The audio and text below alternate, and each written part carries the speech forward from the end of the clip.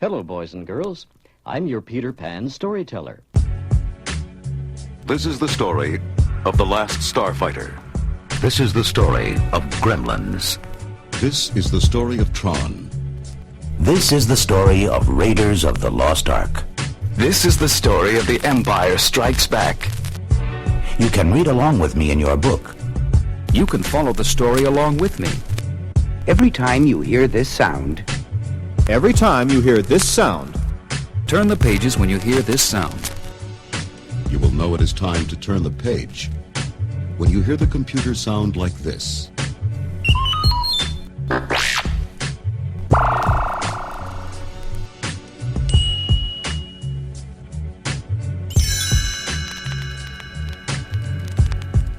Let's begin now.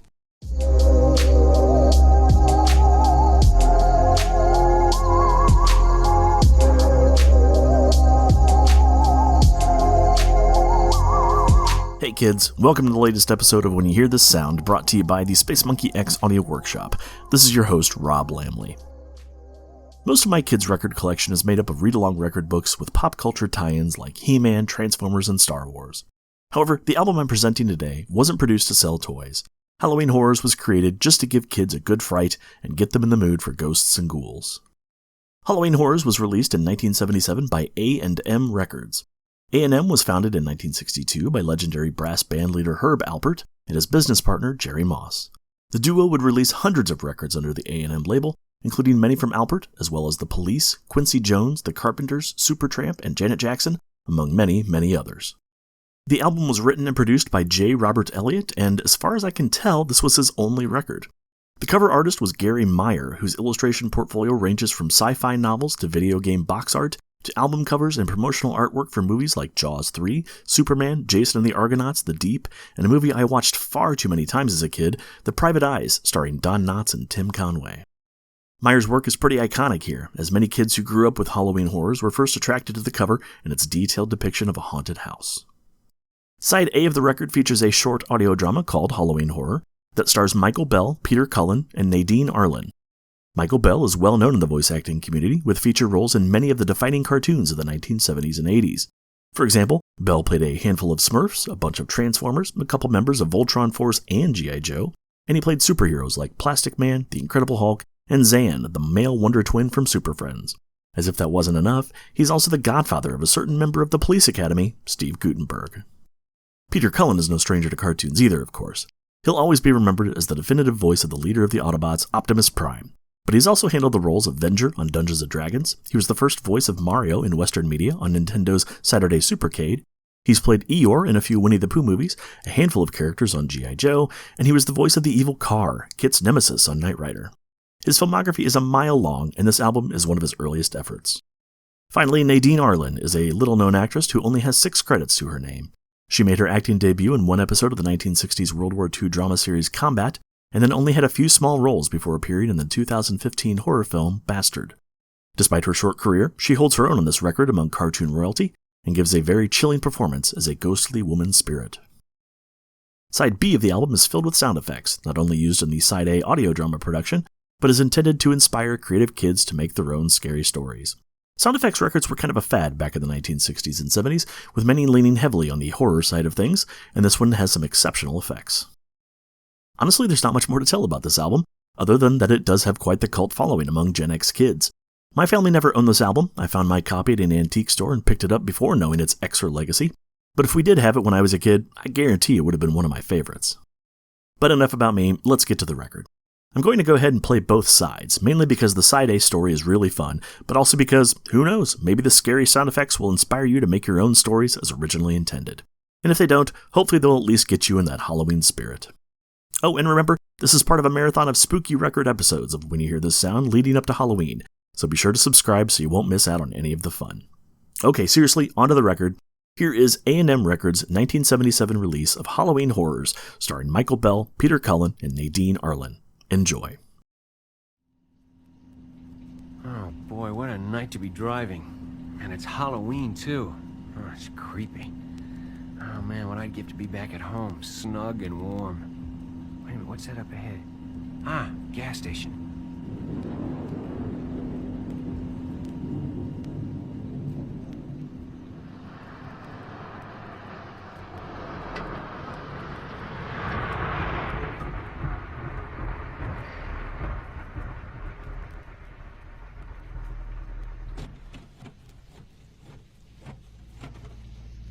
Pardon me. Is this the way to Elm Hall Plantation? Yes, yes it is, but no one's there. I'd advise you to turn back. It's not safe in this weather. Thanks.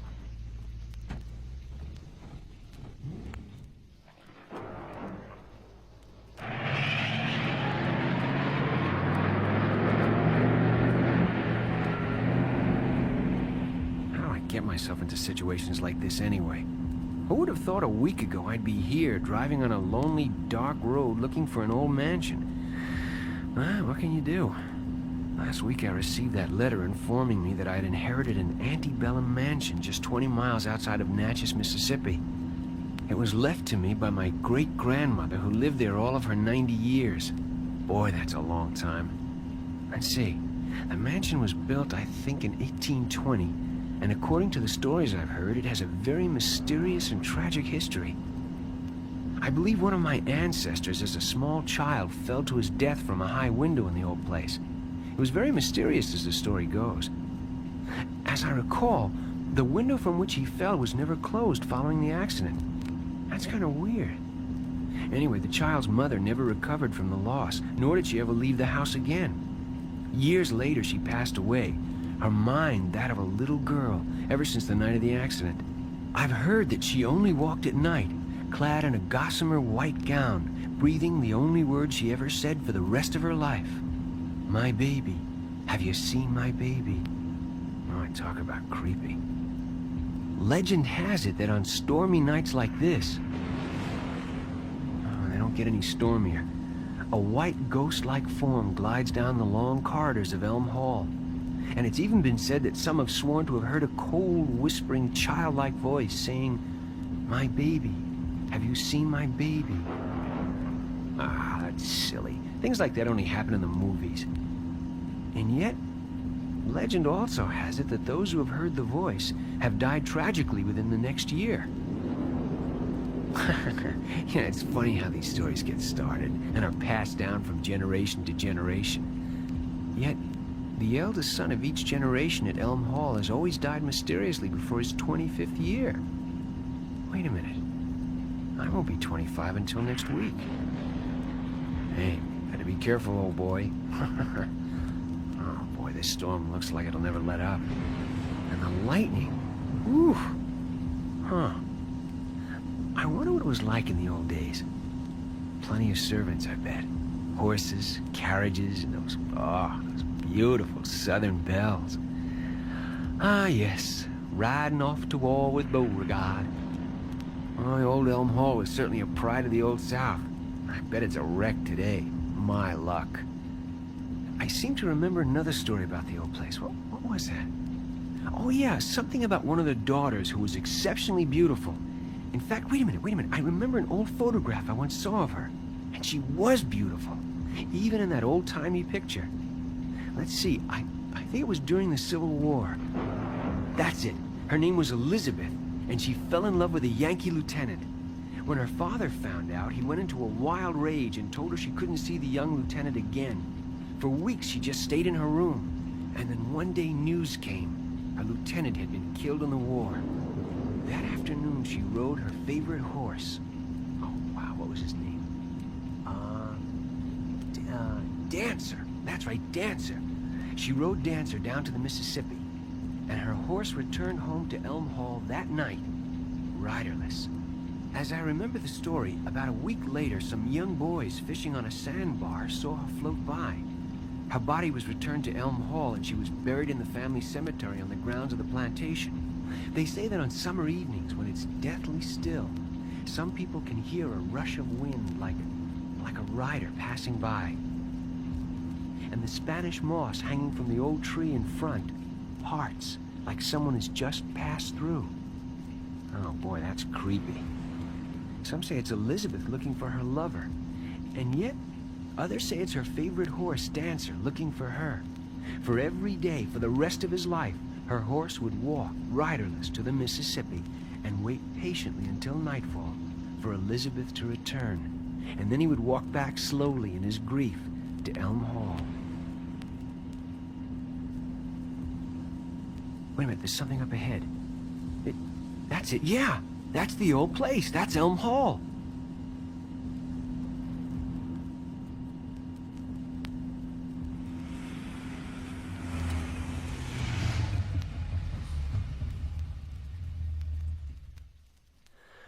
Well, don't just sit in the car, Stephen. Go in and have a look around.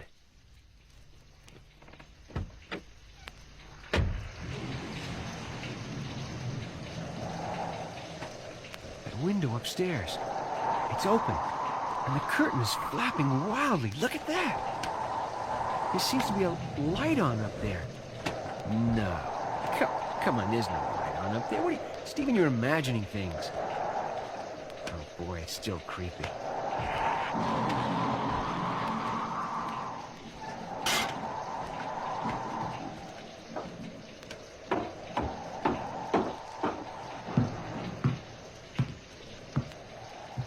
Huh? I hope the front door is open. Good. It's not locked. Glad I brought this flashlight. Hope it doesn't conk out on me. Oh, wow. What a beautiful place. It is kind of eerie, though. This must be the living room. Wait a minute. No. It's the front parlor. That's what they called it. Look at those drapes. Oh. Oh, great. All that dust. I'll never get it out of my nose. Wait a minute. Look at that marble fireplace. It must be worth a fortune. What's that? There seems to be a portrait over the fireplace. It's Elizabeth. It has to be Elizabeth, the girl who lost her lover in the Civil War. Oh, boy, is she beautiful. It's almost like going back in time. Wait a minute, there's a pipe organ over there. That's got to be worth a fortune.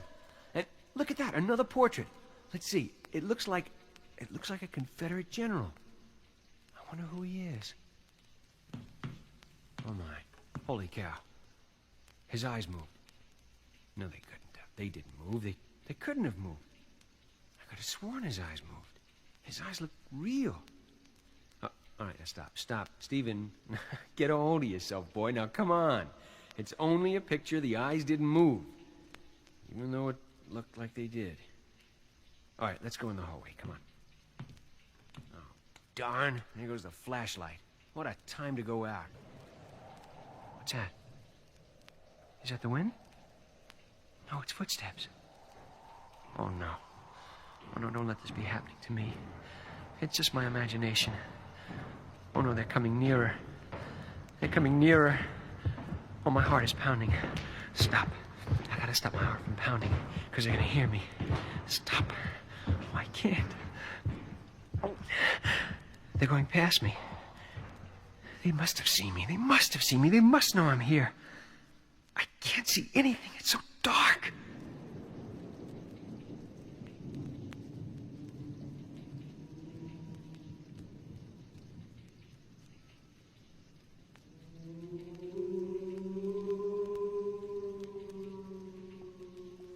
What's that?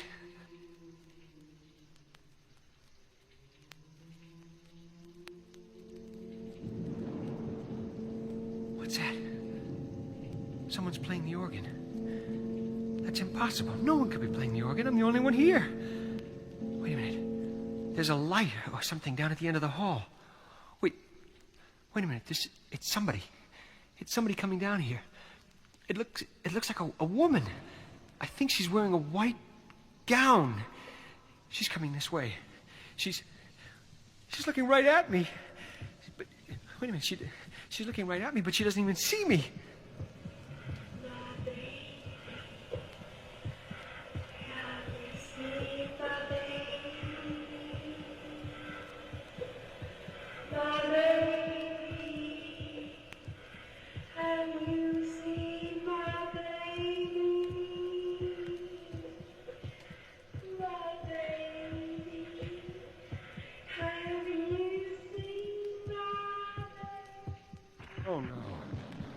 Oh no. She just floated right through the wall. It's like a dream. That's it. It's a dream. It's a dream. It's just a dream, Stephen. Oh, my heart's about to explode. Good Lord, what's that? Oh, it's right here. It just missed me. It feels like a coffin. No, it can't be a coffin. Oh, don't let it be a coffin. Wait a minute. I think it's a grandfather's clock. Please let it be a grandfather's clock, please. What's that? Oh, no, not bats. Bats. I can't stand bats. Get away. Get away from me. They're in my hair. Get. I can't take this any longer.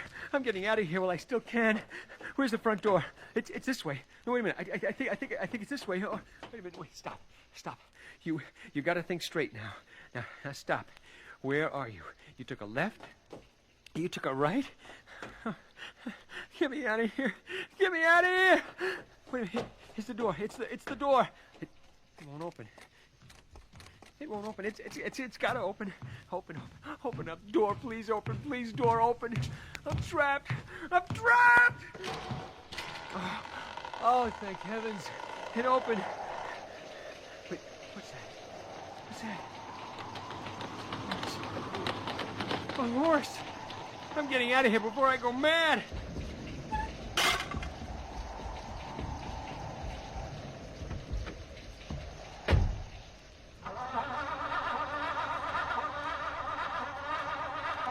Oh, no. The car won't start. Darn it, start! Wait, stop for a second. It'll start. Just turn the key too hard, that's all. Just turn it easy and... Oh, yeah. Thank you, Corp. Thank you. I'll never go near that place again. That's it. I've got to unload that place. I don't care what I get for it. I've got to unload it. I'll take anything. Is this the right road? Oh, it's gotta be. I hope I'm heading towards town. I must be getting near that town by now. Yeah, there's the gas station. Oh, good.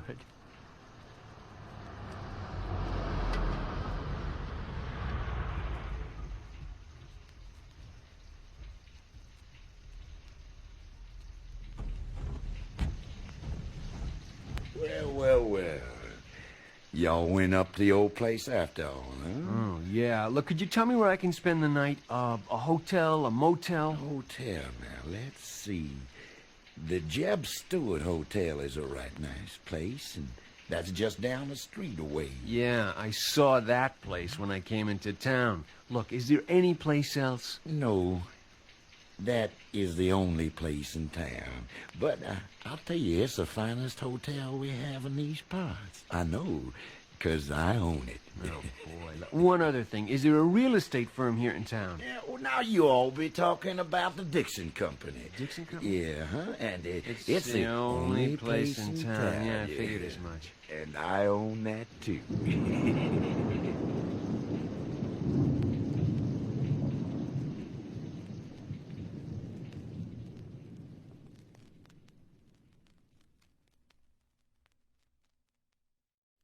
And now, with the following collection of ghoulish sounds, you can make your own sounds of Halloween, terrifying and terrible.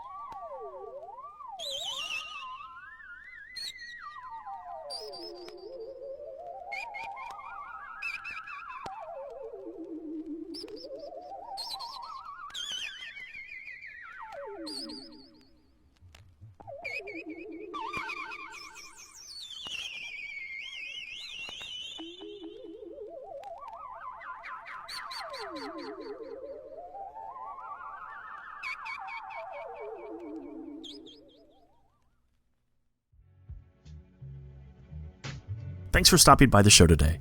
Be sure to subscribe on iTunes, Spotify, or your favorite podcast app. You can head over to spacemonkeyx.net for pictures, links, and additional information about this episode, and check out some of the other podcasts presented by the Space Monkey X Audio Workshop. This has been your host, Rob Lamley. Thanks for listening to When You Hear This Sound, the podcast dedicated to the weird and wonderful world of read-along record books and storybook vinyl. I'll see y'all next time.